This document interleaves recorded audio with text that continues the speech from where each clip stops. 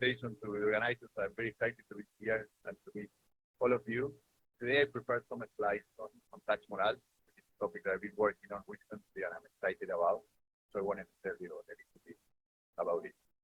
Okay, so first let me start by telling you a bit about myself. I'm from Buenos Aires in Argentina. If you don't know anything about Argentina, don't worry at all. There's only one thing that you need to know, which is that we are the world champions. I'm a behavioral economist. I work in the spectrum between behavioral economics and other fields like public finance, but also labor economics, political economics, and macro. And typically what I do is I collaborate with companies and with governments to find field experiments or to deploy some natural experiments that happen. And I do that in collaboration with lots of firms in the private and public sector. And what I love about my research is that I get to travel around the world to study companies and governments all over the world. So today I want to talk about tax compliance. And the core question that I'm interested in is, why do people pay their taxes? There are pretty much two schools of thought when it comes to answering this question. The first one is to make think about that people have to pay taxes. There are some laws, and those laws are being enforced. And then people, even if they don't want to pay their taxes, they have to, therefore. Okay? So if you're thinking about audit or third-party reporting or putting a lien on a house or garnishing waste and so forth, those are some technologies that countries use around the world to make sure that people pay their taxes. The other school of thought is like, well, in some occasions, people don't have to pay their taxes necessarily, they can get away with not paying. So what may matter also is whether they want to pay their taxes. More about the psychology of paying taxes. So here I will call that tax morale. And some examples of what could go there are, for example, social norms. Do people think that it's the right thing to pay their taxes or not? Are they ashamed of not paying the taxes? Or, for example, it could also be social pressure. I may want to pay my taxes because I feel that if other people find out that I don't pay my taxes, they will judge me and they will treat me differently and so on and so forth. So the state of the literature is that when it comes to the actual institutions, there is very abundant evidence from all over the place that institutions do matter a lot for tax compliance. So, for example, there are some papers looking at third-party reporting, what happens when your employer is not only reporting your wages to you, but also to the tax agency. There is a lot of research showing that that matters a lot when it comes to tax compliance, that once the government has that third-party report, it's very, very difficult for the employee to lie about their taxes. So that's part of the reason why there is pretty much no tax evasion when it comes to wage income in the United States. And you can think the same about, like, for example, audits, and there are many, many other technologies that are used around the world. They have been studied, and there is a lot of evidence. That evidence uses different research designs. Some of these studies use field experiments, let's say. Other studies use natural experiments. And it's also true that the results are largely consistent across different contexts. So when people have looked at developed countries or developing countries, we find that in both cases, third-party reporting is pretty important. When people look about, okay, what happens when households have to pay their taxes versus firms, we see that, audits are important in both cases. And if you think about different types of taxes, what about the income tax or the corporate tax versus the value-added tax and so on and so forth? We find that these things are matter across the world. So it looks like we have a lot of evidence that institutions are really, really important when understanding why people pay their taxes. In comparison, when we try to see whether tax morale is important, there is much, much less evidence. The evidence is not, as abundant, but also the quality of the evidence is not nearly as nice. While we have lots of natural experiments and field experiments to study institutions, there is few evidence that it's really causally identified for the case of tax morale. Part of that is that it is challenging, or one of the reasons why is that it's really challenging to study tax morale. So if you're thinking about the core identification challenge, what's going on is that you're trying to disentangle the effects of institutions from the effects of, let's say, social preferences or social norms. So one thing that you could do is you could say, well, let's look at the countries where the social norms are the best for tax compliance. Let's say in Scandinavia, when you ask people, is it okay to pay your taxes, or is it okay to evade taxes? People say, no, it's not. It's never justifiable to evade taxes and so on and so forth. So those are countries where most people agree that it's the right thing to pay your taxes. But those happen to be also the countries in which the institutions are the best.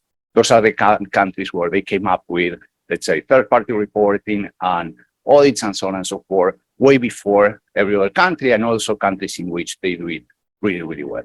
So are the Scandinavians paying a lot in taxes because they have high tax morale, or is it just because they have the best institutions?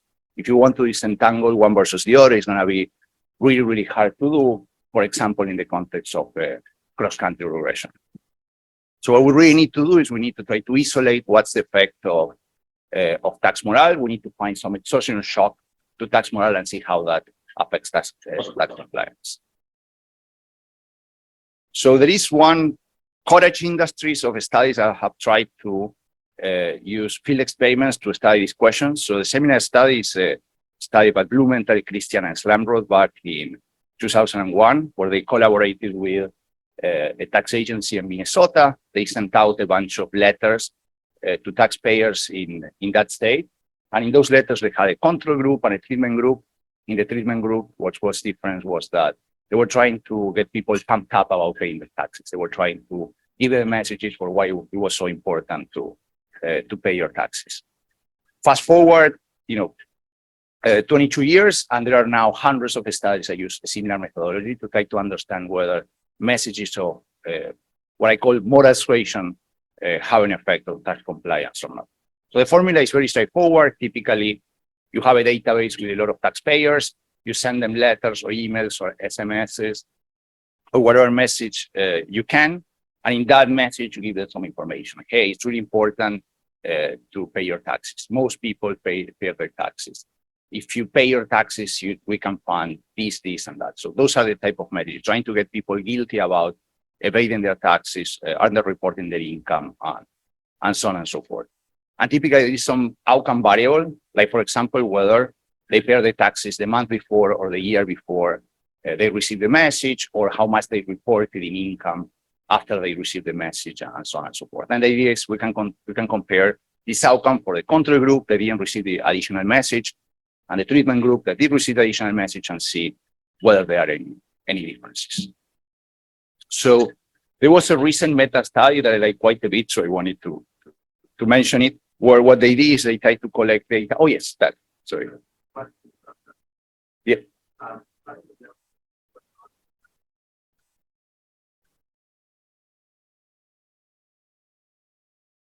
Yes, so what I will show you in a second is that these letters don't have an effect. So we don't think that's probably an interpretation. But if it did have an effect, then you have that concern, and then you should try to think about better, like sub-treatment arms, try to disentangle how much of this is an implicit signal of future enforcement versus actually people care about the message and caring about the social norms. Yep, so that would be an important exercise to do. So what they did is they put together this meta study where they can compare the effects of different treatments, and they put them more or less in two bins.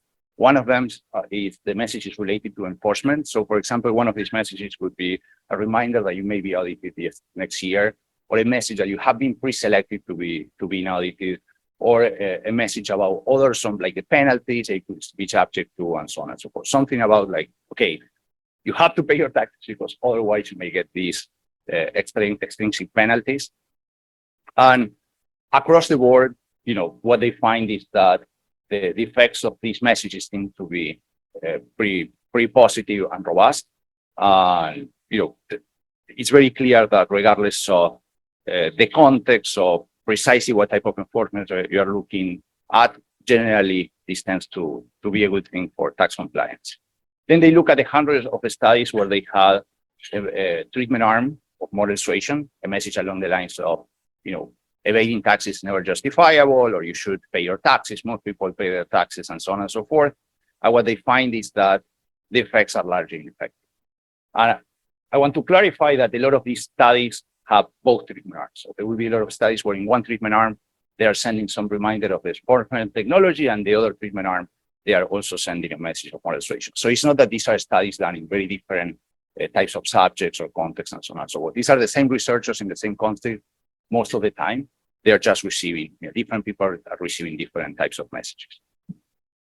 And one of the widespread interpretations based on this robust evidence is that, well, maybe institutions are really important for tax compliance, but maybe that social norms or tax morality is not really that important. So we shouldn't be too worried about it. So the point that I will try to make today is that we should wait a bit longer until we call tax moral dead, that maybe we want to give it another chance. And the intuition is that, if you are thinking about your preferences, your social norms, these are things that probably take a long time for you to form.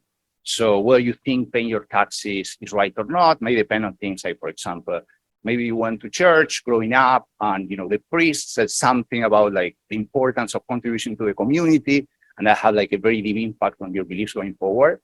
Or maybe your teachers in a school, or maybe your parents, or maybe your community, and so on and so forth. So people spend decades forming this belief as to whether paying taxes is right or not. Let's say that one day, when you are 35, you have some Chinese food, you open a fortune cookie, and the fortune cookie reads, evading taxes is never justifiable. So the question for you is, will you change your mind about whether evading taxes is right or wrong? Probably not, right? And then, at the deep level, is it really that different from the IRS sending you a message?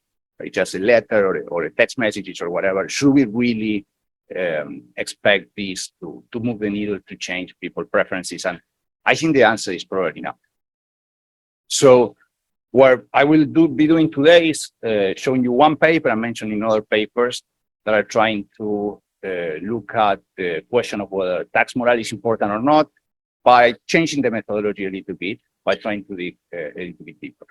And at the very general level, the idea is that rather than trying to change people's preferences, which we know is very hard, we should try to change people's beliefs, which we know is really easy. There are lots of information provision experiments where we show that it doesn't really matter what the context, labor outcomes or inflation or home prices, people do react to information, do update beliefs when they find out things that they didn't know about. And maybe we should use that methodology to try to say something about tax morality.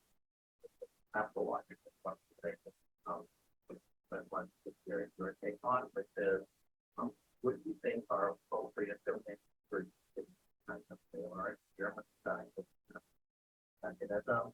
About what is motivated with domains or are there mention how tax on all? Yeah. Probably not trained for. Yeah. Where do you think the neighbor Absolutely. So my perspective is that it's not really so much about the context, but it's mostly about how hard the question is. So in the case of tax enforcement, people may have beliefs that, that may be audited. So by just sending a message, it's like, hey, an audit is coming in, you're having a very meaningful, deep impact on beliefs. And it's very obvious what the effect should be. People should evade less in taxes because they're expecting to be more audited. So, but for harder questions, then it's not going to be that easy to just send people messages and this out based on the reaction, what's going on. So for example, if you send them some information, half of the people may update up, half of the people may update their belief down. And then even if you find no effect, then it could be just that, that happened. And you could also expect some heterogeneity, that some people really should care about this information and some people don't. If you don't have enough data to tease those two groups apart, and you may end up having average treatment effect, which is very close to zero, when in reality for the people that do care about information, the effect may be very large. So what I'm trying to see in this paper is that it's okay to send people messages and you send people information, but in some contexts where the question is harder, you should try to do more things, like, for example, collect data on prior beliefs so you can see who is updating up and who is updating down, and merge those records to the administrative records to be able to see what the information that you gave actually changes their real world high stakes behavior. So that was it. And I will say a little bit more about it towards the end. So this is joint work with Matías Jacobasso, Brett Nathan, and Alejandro Zender. So the motivation for this paper is that anecdotally, when you talk to people as to how they feel about paying their taxes, it occurs to us that how the government is spending the money comes up quite often as one of the reasons why it's important to pay your taxes. In the United States, when it comes to property taxes, for example, most of that money, half of that money on average, is going to the local public schools. So as a parent who sends my kids to public schools, I always have the position that, hey, my property taxes are paying for my kids' education. So it's really important that we pay them. It can also be used as an excuse not to pay taxes. So I'm thinking more now in the context of Argentina, for example, when you talk to people about what is right or wrong to evade taxes, a lot of people will tell you, well, if you pay your taxes, you're an idiot because the money is going to be stolen by the politicians. So what's even the point of paying your taxes? So it looks like the fact that the money is not going to the actual public services, but it's going to the politician or the government's being efficient and so on and so forth. That's the reason why people think it's not right to paying your taxes is not the right thing to do.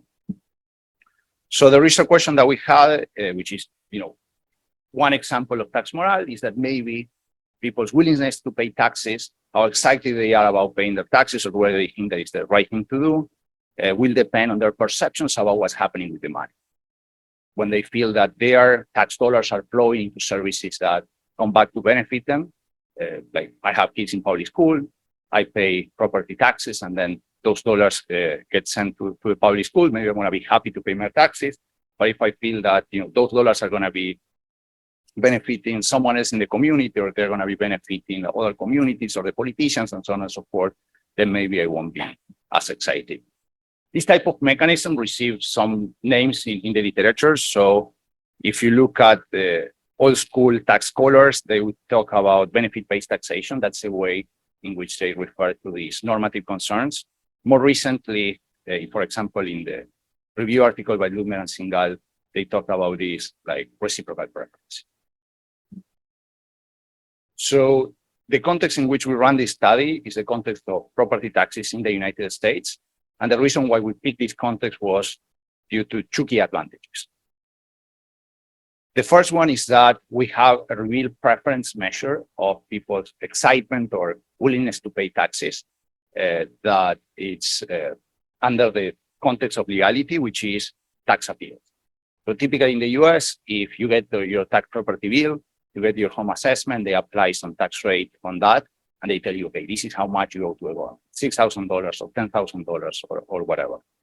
And then what you can do is you have the right to fill an appeal. You can fill out a form where you can provide an argument for why you think the home value that was assessed for your home was too high, that they should reduce it, and therefore they should reduce your property taxes.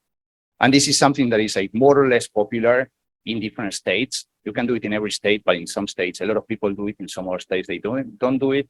And depending on some institutional factors that I don't want to get to. In the context that we are going to be studying, which is the county of Dallas in Texas, this is quite popular. So in any given year, 10% of the houses are filing an appeal. And everyone is very familiar with it and so on and so forth. What I think is very cool about this context is that it allows you to study tax morale in a context of highest enforcement, in a context of high state capacity. So if you look at these meta studies that I was referring to before, one thing that is true is like the majority of the evidence is coming from developing countries. And the reason is that, if you're studying tax evasion, in some countries with lower enforcement, people are evading more taxes, then that's easier to study. Whereas if you're thinking of context like in the US, whether people evade taxes, income taxes on their wage income, because of third-party reporting, that's going to be extremely rare. So it's very, very difficult to study that. The outcome is going to be zero for the vast majority of the observations. What I like about this is that this is an outcome that tells you something about whether people are excited or happy to pay their taxes in a high-stakes context. So this is a context in which it takes quite a bit of work to file a tax appeal, and it's quite consequential. For the average person in the sample, they're going to save like $500 to $1,000 in their taxes per year after they file a tax appeal. So this is high-stakes choices. This is, in a natural context, is quite consequential, but it's totally legal. So there's nothing illegal about this. So anyone can do it. Like, it's not only that the people who can manage to escape the enforcement are the ones who can appeal. This is valid for everyone in the population. So we like that. It allows you to study tax morale in a context where there is high enforcement. And it is also important to see that, tax morale is sort of a substitute for institutions. So if you're in a context in which institutions are very strong, that means that everyone has to pay taxes. They don't get a choice. So it shouldn't be that surprising that, tax morale doesn't matter as much. So that's the other thing to keep in the back of the mind. One should take into account the substitutability between tax morale and tax and institutions when studying one or the other. Okay. The second advantage of this context is that there is oh yes.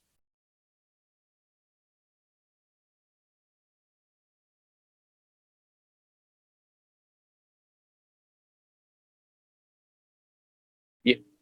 So the way in which we interpret it personally in this paper is that if someone is filing a tax appeal, it's because they're unhappy with paying their taxes. They're not satisfied with what's happening with their taxes and so on and so forth.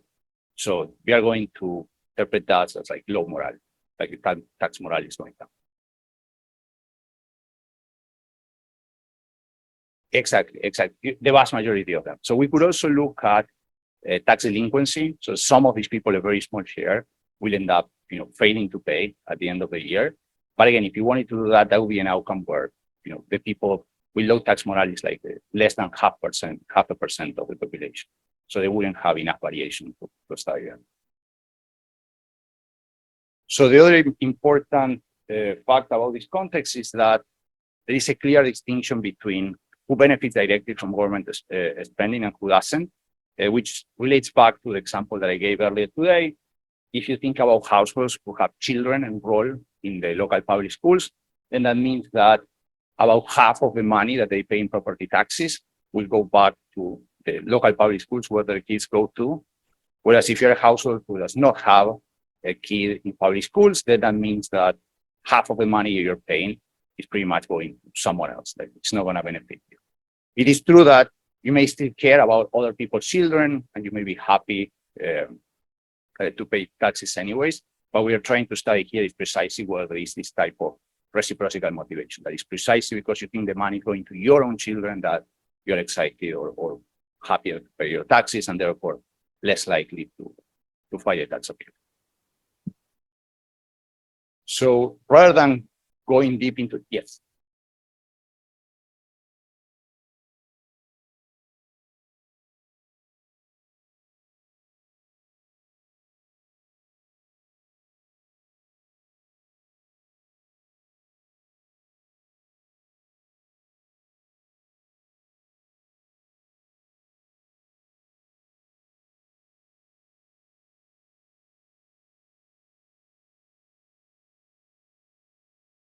Yes. So the way in which you think about this is that there is a lot of subjectivity or noise around assessing the home value.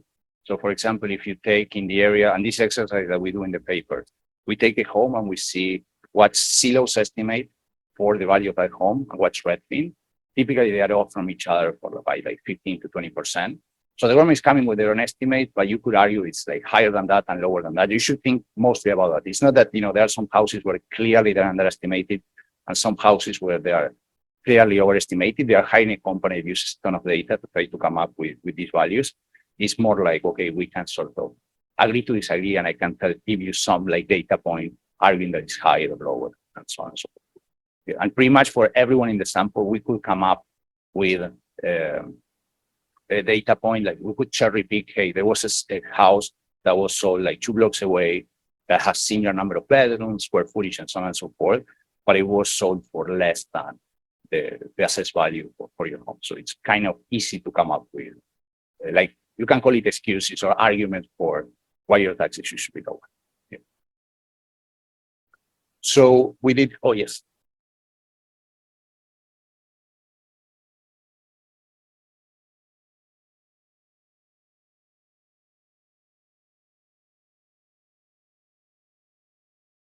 Yes, no, that I think that is public information, I'm pretty sure, because we use the data. So by the way, all of the data we use is publicly available online, like FTPs of the government. And another thing that we were very excited about was that the government in Texas is very responsive to email from researchers. So every time that we thought like, oh, it wouldn't be great to have data on like this box in this form that people fill for the last 5 years, would send out an email. And then within a day, they would like give us the data. They were like super cool about it. Yeah.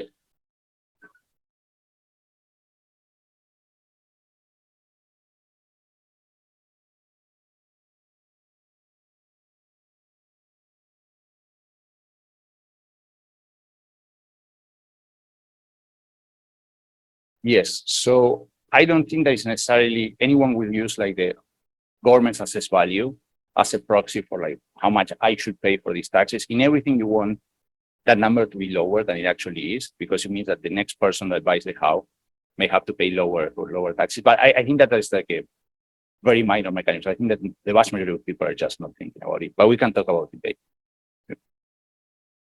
later. So we did these pre-registered field experiments with around 2,100 households in Dallas, Texas. Dallas is the second largest county in Texas. It has millions of people, and if it was its own state, it would be like the 20th state in terms of population and so on and so forth.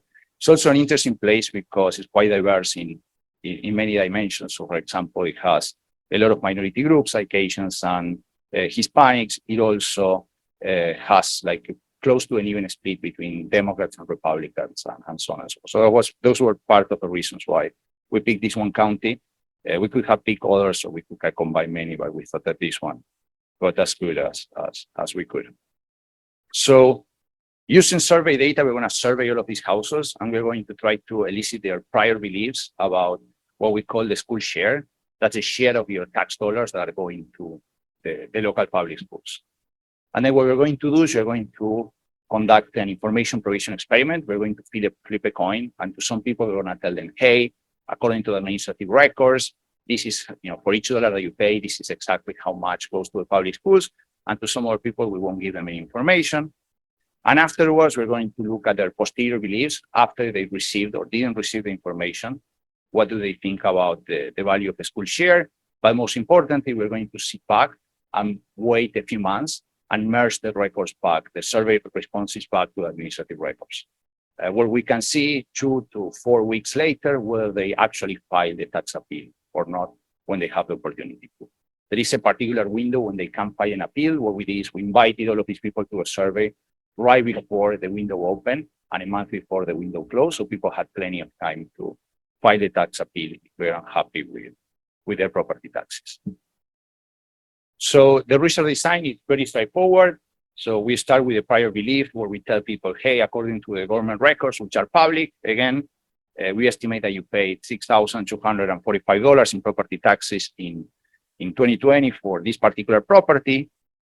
What percent of your total property taxes in 2020 do you believe corresponded to the school taxes? So property taxes in reality is a summation of over school taxes and city tax and this and that, and then the school tax tends to be the biggest component. That's the money that goes directly to the local public schools. So people could tell any number between 0% and 100%. Some of them said 20%. Some of them said 50%, and so on and so forth. The right answer for this is, for almost everyone, very close to 50%, or half of the money that you pay in property taxes corresponds to the school tax. There are some non-linearities in tax schedule, so it could be like 45% for some people and 52% for some people, but it's very, very close to 50%. Then they reach the stage in the experiment where we flip a coin, and depending on whether you're in treatment or control group, you may receive information on the true value of the school share. We will tell you, according to the records for last year, X% of your property taxes corresponded to the school taxes. And the control group says you were randomly assigned not to receive any information. You can go on with the rest of the survey. After the information provision stage, we elicit posterior beliefs for everyone. And we are very clear that we're eliciting these beliefs, regardless of what they say in the prior beliefs, or regardless of whether they receive information or not. And what we do is we ask more or less the same question as the prior belief. We only change it slightly, because in testing the survey, we realized that some people were a bit uncomfortable being asked like the same question twice. So what we do is, rather than asking them what the share of the property taxes from last year that corresponding to the school taxes, we ask them, what about the next year? What share of the next year's property taxes correspond to the school taxes. The answers to the prior release and the posterior release should be more or less the same. Right? Taxes almost never change from 1 year to the next. So at least this percentage is very, very stable over time. So the idea of collecting prior reliefs is going back to Dmitry's question, trying to keep track of whether people are actually paying attention to information they are incorporating. Some people may be just powering through the survey. So even though you show them a message, they may not really pay attention to the message. Or some people may agree to disagree. They may say, oh, I know you think it's like this much, but I personally believe that much. So it could be the case that even though they are paying attention, they see information, they don't really incorporate it in their beliefs. But the most importantly, again, we can wait and see what actually happens where they file a tax appeal 2 to 4 weeks later. Yes.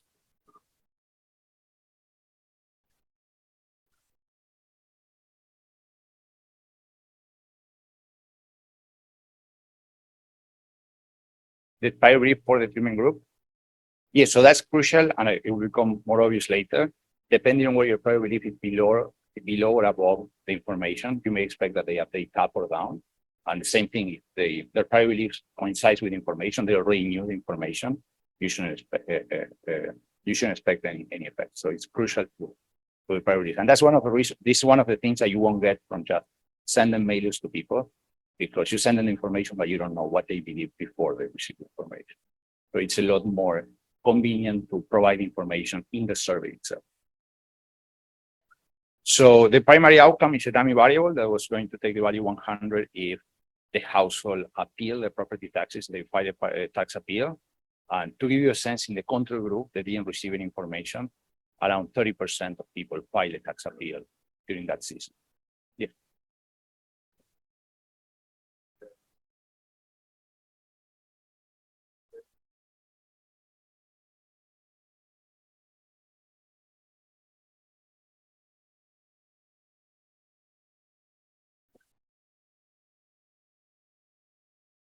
Yeah, there could be an effect of that. I haven't seen any information provision experiment that tested that hypothesis, but that's something that you can already look in the data.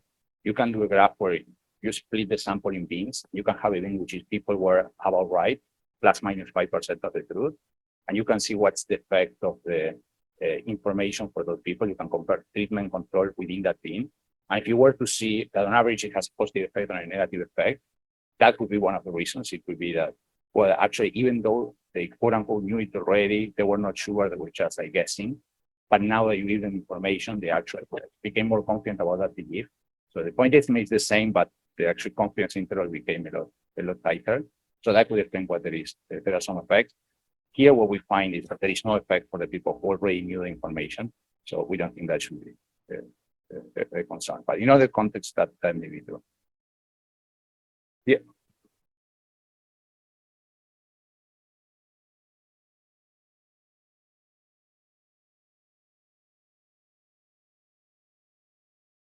Yeah. Yeah. In other experiments, we do it both before and after releasing the beliefs. There are different ways. You can use a subjective scale, how sure are you, or you can do more objective things, which is you can split the variable in like bins. What do you think is the probability that the share school falls between like 40% and 60%, between 40% and 20%, and so on and so forth, and let people like, provide numbers that add up to 100. And so we have done that. We do see like things that are consistent with patient updating, that the people who are more strong are the people who have less confidence in their prior beliefs and so on and so forth. But in the past, like, the data wasn't that useful to like understand the actual behavior, effects on behavior. So that's the reason why in this study we don't really pay that much attention. Someone had another question?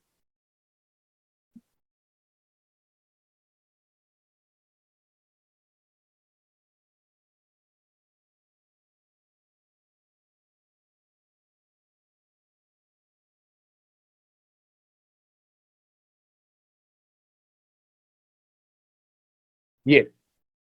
So there are many reasons. The first one is that it's the most important component.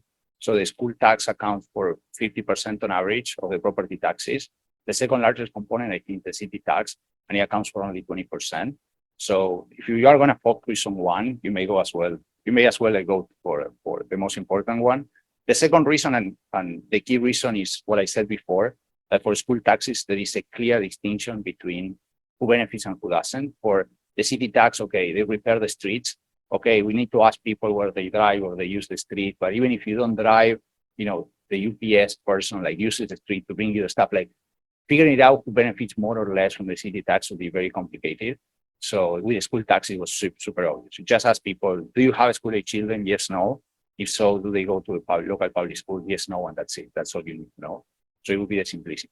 There is an alternative design for this experiment that we thought a little bit about, which was we could have told people, look, these are all of the buckets where the property taxes go. How do you feel about these different buckets? And then we can let people say, hey, I really like the school spending and I don't like the city spending, and so on and so forth. We could correct their beliefs about where the money is actually going, and then see whether it is true that on average, when the money is going to more to the stuff that they tend to like for example, schools, then they are happier with their taxes and so on and so forth. So that could be the alternative way of it. We just thought that with the schools, it was a lot cleaner, a lot simpler, less beliefs and less reliability on whether people are being honest when they respond to the question of what type of spending they like most and so on and so forth. But it could have gone either way. So that was a design that we discussed earlier. Okay, and then the other interesting thing about this setting is that you can see where people appeal in the past as well. And that's very useful for us because it means that we can do a lot of event style analysis to try to see whether there's anything weird going on with the data. So we can reproduce the same progressions, but rather than using as a dependent variable where they protested this year, we can see where they protested a year before or 2 years before and so on and so forth. Because we gave them information this year, that shouldn't affect how they behave a year prior or 2 years prior, and so on and so forth. Okay, so let me give you some of the main findings from this paper. The first thing that we find is that households do have large perceptions about where the tax dollars are going. So the x-axis in this histogram is the gap between their prior beliefs and the feedback that we give them. So this minus 5.5, this would mean that people are within 5% of the truth. They think that around 45 to 55% of their taxes are going to public schools, which you may think of that as being about right. You see that there is a third of a sample, more or less, that falls in this category. But most people, they either underestimate how much they pay in taxes or they overestimate it. In this particular case, it seems that people are systematically overestimating. So, but this is something that we know because we collected survey data. It would have been impossible otherwise. The second finding is that when provided with information through information provision experiment, people do update their beliefs. So this is a typical graph that we do about belief updating in these projects.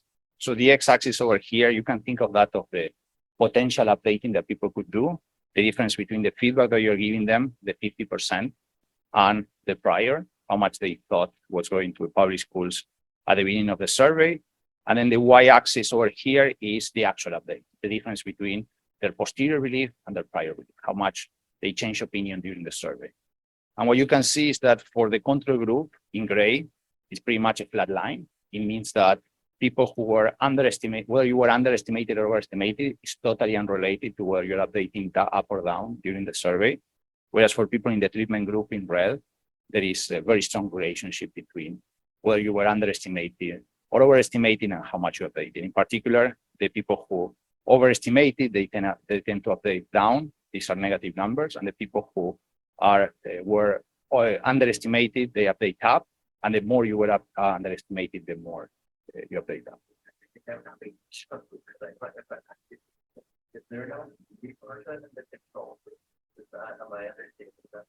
I think that exactly. So exactly. So in this one, you see that this is statistically significant. There is mean reversion. There is a slope of 0.052, but economically it's very small. Yes. So in other studies, I found more mean reversion. But I mean, that's natural. It could also be that people are like correcting a typo the second time or thinking a bit harder the second time. But this emphasizes how important it is to elicit posterior beliefs for everyone, not only for the people who receive information. Otherwise, you may be attributing learning to something that is really mean reversion or something. And then the way to reach the group is that they're put a way of Yeah. information and Yeah, I guess make that signal that. exactly. So really just put it with one if they don't have the goal of Yep. power. Yeah. 20% of the supply. That's exactly right.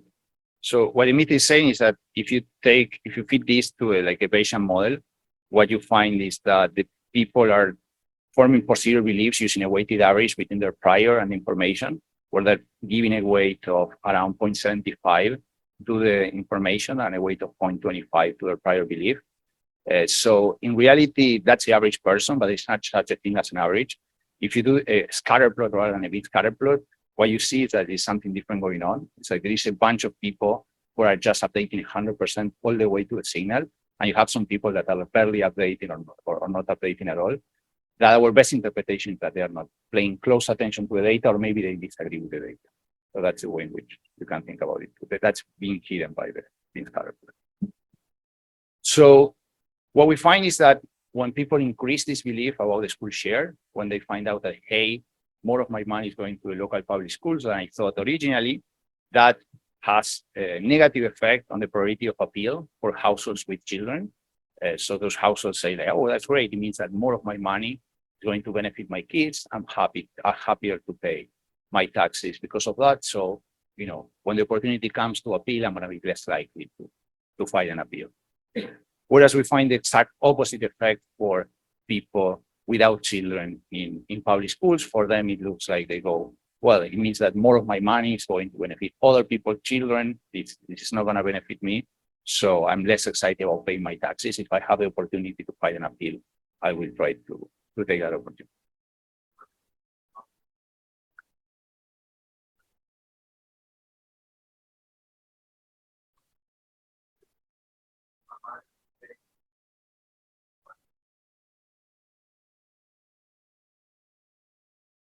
Yeah. But what about the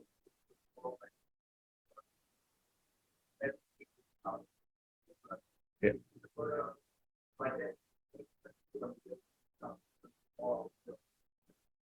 Yeah.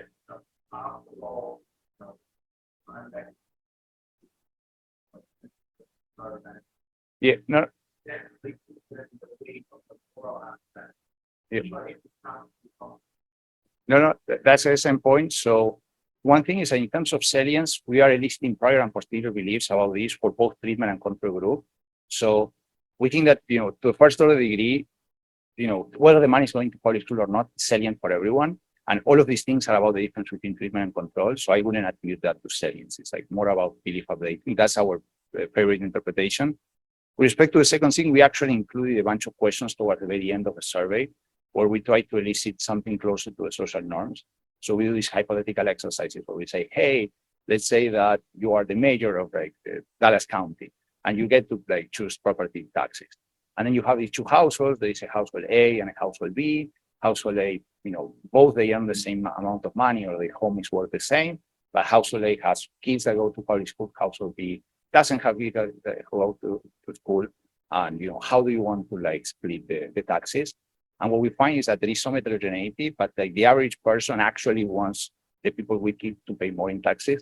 So it seems that this is also consistent with what this survey data reveals, maybe the social norm for a lot of the people there. What we don't have enough power is to do an exercise where we say, well, within the people with kid and within the people without kid, let's look at the people who have this social norm versus the other one. If you do that, we are splitting the data in already here we're splitting it in half, and then we'll be speaking in another half. We just don't have power to say anything there.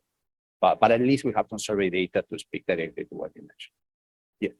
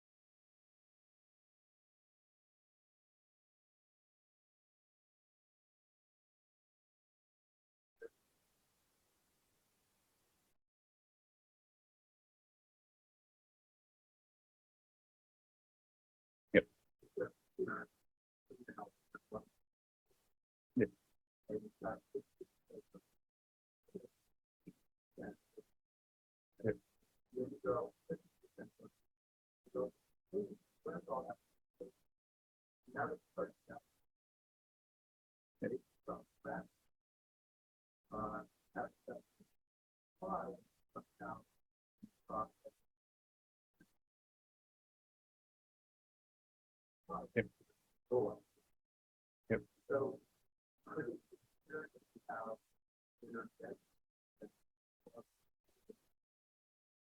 Yeah. Ideally, to tease these two things apart, what you want to do is you want to track beliefs as well to see where these information has long-lasting effects on beliefs. Typically, in other contexts, we measure that and we find that the belief updating is quite persistent, at least in the context of like a few months. No, exactly. It could be totally valid. So I think that it's going to be working mostly against us because the people in the control group are the ones who don't have access to information and may end up like finding out the truth, and then you wouldn't expect any effects on them. So we do have one thing in the survey data that is very useful to respond to that question, which is that we elicited the intention to protest. We say, hey, on a scale from not likely at all to very likely, are you going to file a protest at the end of the season or like before the deadline or whatever? And people tell you different things. And we do replicate all of the analysis for the intention to protest right away, right after before you can do any data collection. And we also do it with the actual, and the effects are like identical, like both the magnitude and everything. So for that reason, we don't feel that it makes a big difference. The other thing to keep in mind about the context, and I skipped through like many details of the paper for today's presentation, is that this is not a context in which this information is very obscure. So when people get the tax bill with the assessment and the property taxes that they owe and so on and so forth, if they flip to the second page, they see the whole breakdown. This is how much it corresponds to the school taxes. This is how much they correspond. So it's not that they have to call the local representative to figure out these numbers. If you just flip to the second page, they would have all of the information to like answer our question very accurately. So I think that it's just people are busy, especially people with kids, maybe they have a lot of stuff going on, so they don't have time to like read the whole thing, and they're not paying that much attention. That's my first order approximation for what's going on. So just to wrap up a little bit methodologically, which are the things that have been useful in this project to try to understand whether tax morale matters or not. The first one is trying to change beliefs rather than preferences, and try to like, get people like, don't try to like convince people that paying taxes is the right thing to do.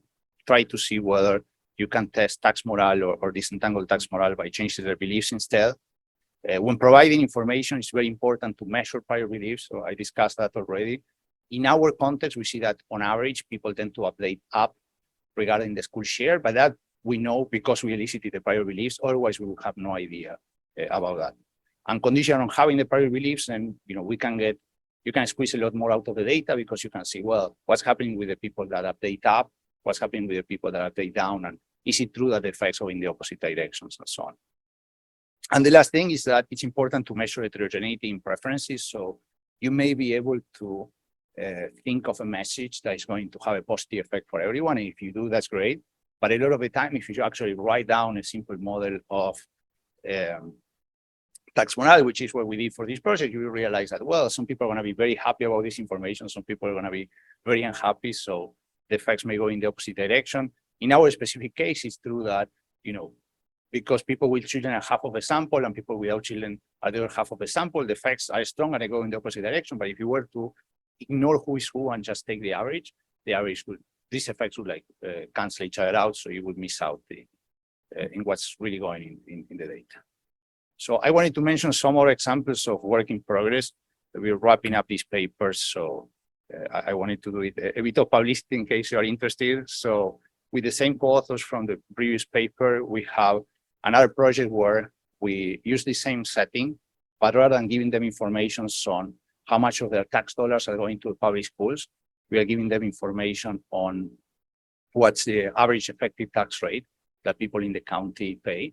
So some people, for a number of factors, end up paying a tax rate of 1.5% or 1%, and some people a tax rate of 2% or 2.5% and so on. And what we show is that there is another phenomenon that's consistent with reciprocity, which is that when you find out that, hey, other people, my average neighbor is paying a lot more in taxes than I thought, you're less likely to protest your taxes yourself, which means that you're happier with paying your taxes. And we have another project with a bunch of co-authors from Argentina. I'm super excited about this project for a very weird reason, which is that we conducted the experiment in the municipality in which I grew up. So my mom is one of the subjects, along with 130,000 people, but she's one of the subjects. So what we did is we work in collaboration with the mayor of the municipality, and he was very excited about doing a progressive tax reform. So we managed to convince him to do it in a very specific way and also communicate in a very specific way to the taxpayers. We can measure. So pretty much what they did is they took a threshold at the bottom and at the top of the income distribution. For the wealthier households, they increase the tax rates by 30%. For the bottom, like the poorer households, they decrease the taxes by the proportional tax rate by around 20%. And they did this, or 15%. I can't remember exactly. No, 30% in the bottom and we increased it like 15% in the top. But it was a change that was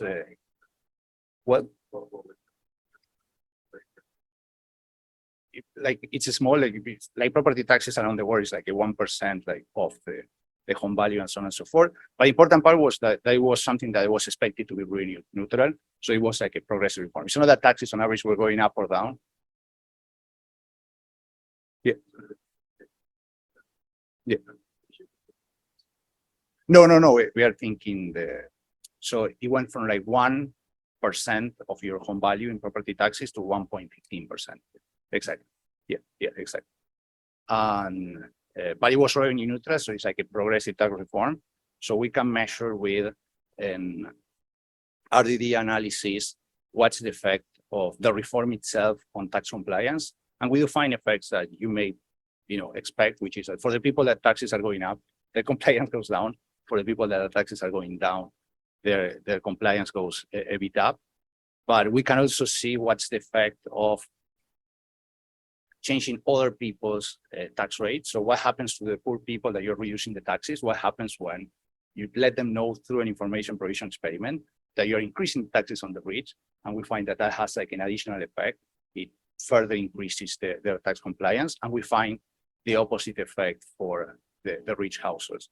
You're increasing their taxes and that is reducing already their compliance. But when you're on top of that, you tell them that you are reducing the tax rates for the very poor, that increases the negative effect on tax compliance. So they're even less likely to comply. And compliance, so in the context of Argentina, around half of the people pay their property taxes on time. A lot of people are like delinquent for many years and so on and so forth. So it's whether you pay on time or the following like 3 months or 6 months or something like that. So it's whether you pay on everyone pays. No. There are some people who never ever pay. Some people who always pay. Like for the people in the middle, exactly. Some people they pay sometimes they don't. So we are looking at those cases. And what I find most interesting, this is like, we are wrapping up the paper, so we have to do more analysis. But when you actually collect survey data and we ask people whether they support like progressive taxes, and we describe a policy reform that was very similar to the one that they actually did, whether they support it or not, like the vast majority of people were like super happy about it. But then in reality, when they are not putting their money where their mouth are. And then when you say property control, does the government kind of not like neutrality without taking Yeah. So just suggest that actually it's not really. Yes, that's a good point. It's approximately revenue neutral. Yeah, you never like compliance like any other human choice is difficult to predict. So they did their best trying to see what it was going to be revenue neutral, but it's not going to be exactly. Interesting case by case. So if you calculate revenue neutral without thinking about like how far off are you? Like how far off and what's it from because Thank you for the suggestion. I don't know, but we are definitely going to the exercise. Yeah. So we don't have a working paper yet. We're like wrapping it up. Yes. Observe and think about like not just the act of filing an appeal, but how successful those appeals are, like for like fiscal impact of the company or Yes, yes. So all of the data is available and we do the analysis. So for this particular project, we are not that interested. So we can use a dependent variable, which is whether you had a successful appeal and you see similar effects. But for other projects, it play a much bigger role than that type of outcomes. There were cases in which we wanted to know, okay, who is a marginal person who is appealing? Is a person who has a legitimate case and they're actually going to win it? Or is it just that, this is more like a cheap signal that you're unhappy or whatever? But we find that the marginal appeals that we are inducing are having a success rate that is equal or even better than the average appeal, like the inframarginals appeal. Okay, so the last thing that I wanted to talk about I have 15 more minutes, right? So, yeah, I wanted to talk to you about another research project that I think speaks to tax morale. And I want to start with this picture. Can anyone guess what's going on here? So this is tax collection in action in Bangalore, India.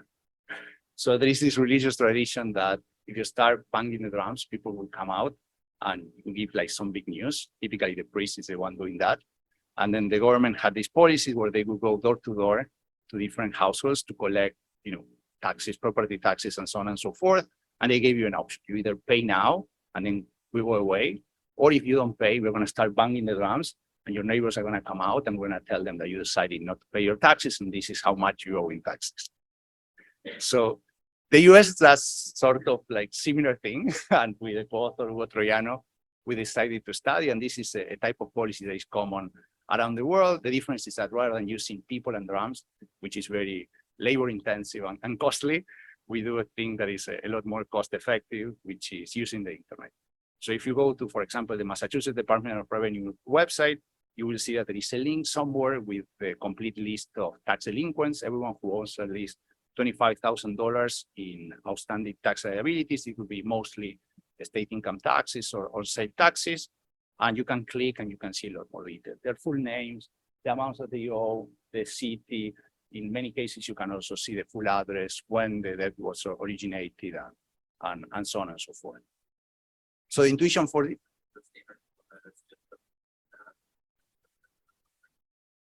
So you can see it changes a lot from state to state. So here it will be everyone with more than 25,000. So here you're going to have many more pages. You're going to have a search tool typically. So you can search by name, by zip code, any way you want. Some states do it more aggressively than others. So in Georgia, for example, they list everyone. So even if you owe $10 to the State Department of Revenue, you will be listed online. In other places, they tend to have some sort of threshold. Here is $25,000. In California, is the top 100 debtors, and so on and so forth. So there is a lot of like variation in terms of how aggressive this policy is. And around this that you talked to, like there's yeah, later, that's kind of an interesting question. Like if you're going to the yeah, but if it's like all sorts of design questions around exactly what you yeah, there's a whole big stuff. Like do they have like any coherent principles? yeah. Is there variation or is it just like some just like Yeah, so I talk mostly to the people who actually, work on like putting up the website and everything, but typically they are not the ones who actually pass these laws. These will be like the legislators. I haven't talked to them, so I don't know exactly what they have in mind. One of the things that inspired this work was that we saw that it was being used a lot all across the world, but there wasn't single paper saying like this is actually has an effect or not, or does the effect go in the right direction, and so on. So we wanted to figure it out, like, does it make sense or not? I'll tell you what we found. So typically, the motivation for this is similar to the one that they use in Bangalore, India. So what they tell you is like, look, if you don't pay, we're going to put you up, and then all of your friends and neighbors and coworkers may find out that you're a tax delinquent. And if you pay up, we are not going to like shame you online, or if you are already on the list and you pay up, we're going to take you off the list. So the idea is not that people are going to feel shame because of looking at the list itself. It's mostly about whether others may find out that you're a tax delinquent or not. Yes.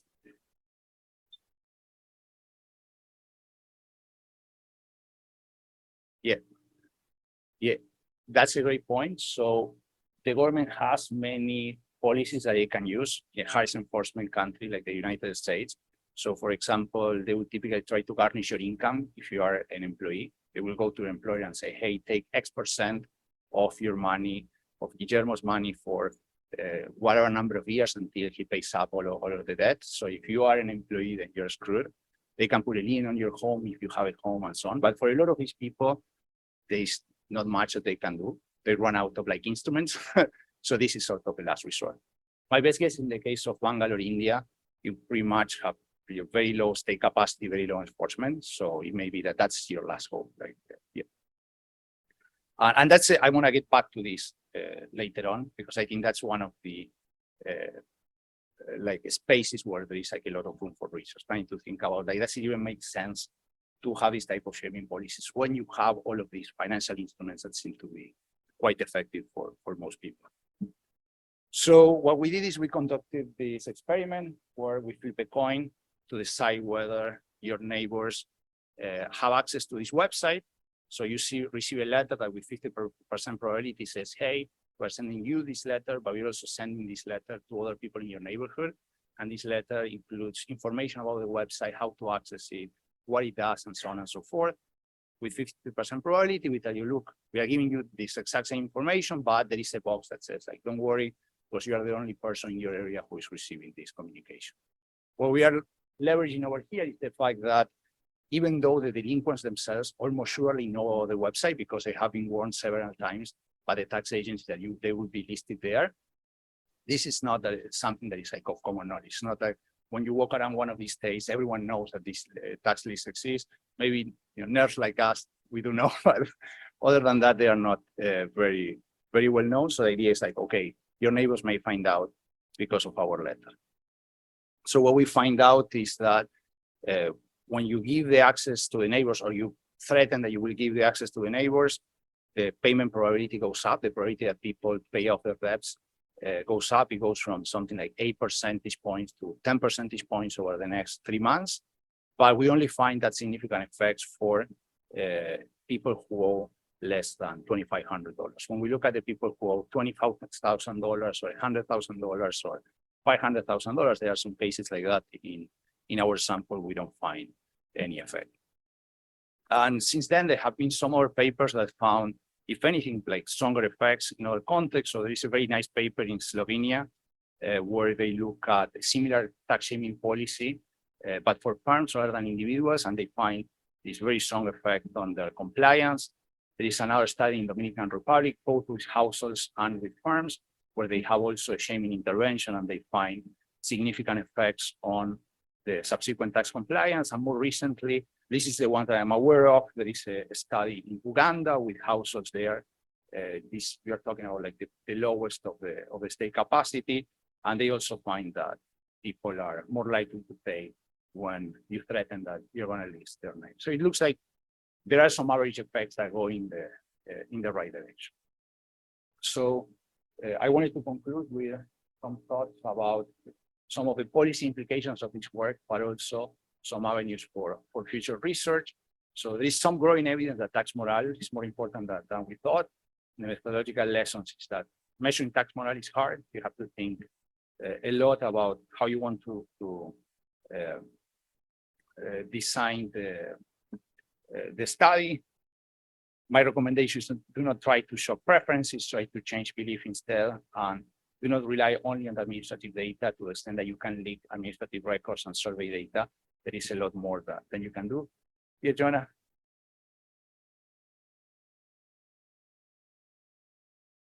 Yeah.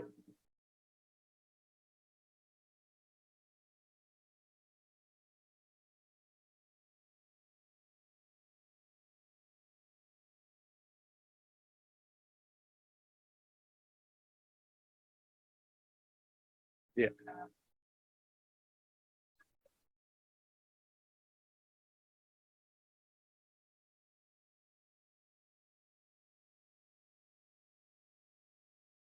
Yeah, no, absolutely. That's a great question. So the way in which I would think about it is what is the intrinsic versus the extrinsic motivation.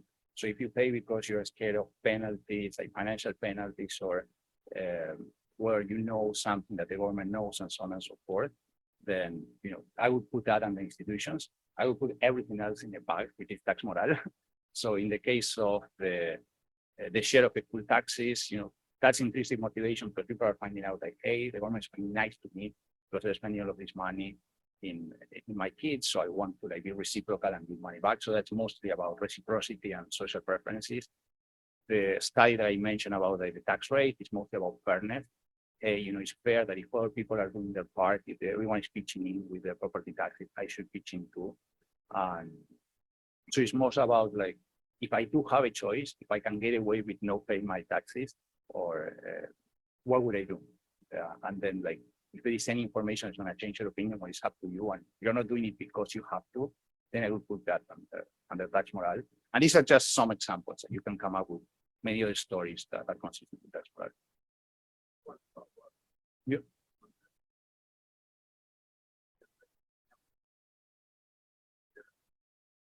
Yeah.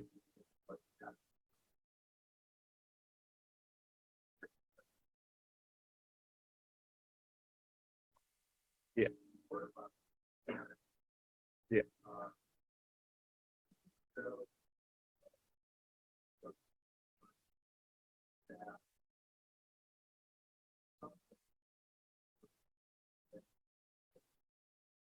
Yeah. Yeah.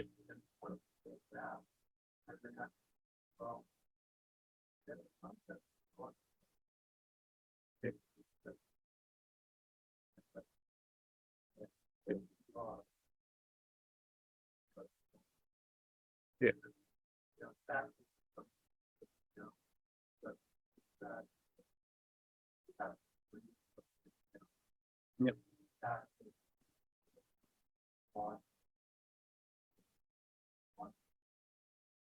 Yeah. Yeah.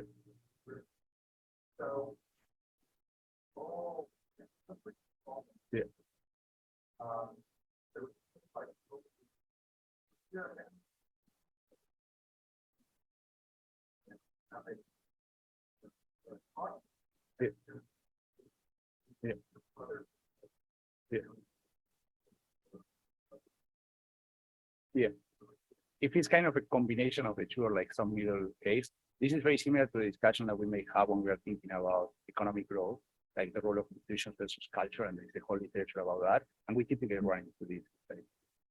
In the end, it's more of respect to my institutions are just more formalized culture, but in the end, we're just trusting each other.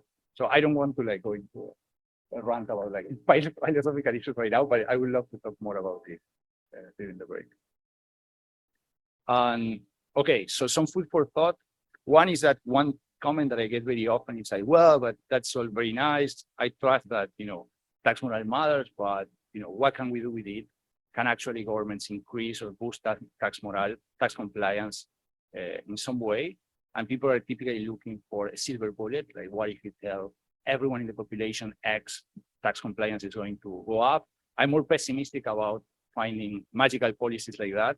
So in the case that I discussed at the beginning, informing citizens about the share of property taxes that go to public schools, what I show you is that whether that's going to have a positive or negative effect on tax morale will depend on what their prior belief were. Some people will have rating up, some people will have rating down, and also will depend on whether they have kids in schools or they don't have kids enrolled in school, and the net effect may be zero.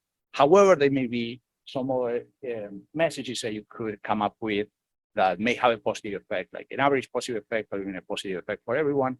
So one example could be if you could convince everyone in the population that the government is being more efficient, that's how we spend the taxes on everything, not only schools, but the roads and the hospitals and everything, then my best guess is that that could have an overall positive effect on tax compliance. So probably out there, but my best guess is that it's difficult to convince people about things like that. The second challenge that I see with this literature is that, if we want to think seriously about policies that want to leverage tax morale, then we need to also account for the direct effects of this type of non-financial incentives. So in the case of the shaming list, some people may really want to pay their taxes and they can't because they're struggling financially. And then you go and you shame them and they feel terrible about it, and their friends or relatives don't speak to them anymore. And that's going to impose a lot of cost on them. Should we really put our citizens as a social planner through that? Yes or not, or at least we should account those negative effects on their welfare. when we are doing the calculation as to whether to use shaming as a policy or not. And even for the other forms of tax morality, if you're thinking that what's going on is that some people are feeling guilty about not doing their part, about not being able to contribute for the community, and they're losing sleep over that, and so on and so forth. Well, maybe you also want to take those welfare effects into account when thinking about what the optimal policy is. So what I have is two recommendations for two references that I think are very cool, and if you're interested in exploring this, there is a lot to say. The first one is a great paper by Chabel, 1987 in the AER, thinking about the use of financial and non-financial incentives. And the intuition is like, more or less the conclusion is like, well, if you actually have financial incentives, then you shouldn't use the non-financial one because you're going to avoid all of these type of externalities or these direct effects in welfare.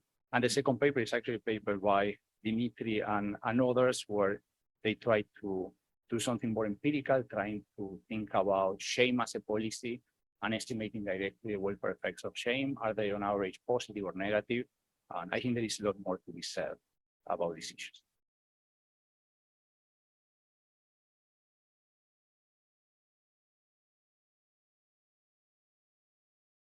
Yeah.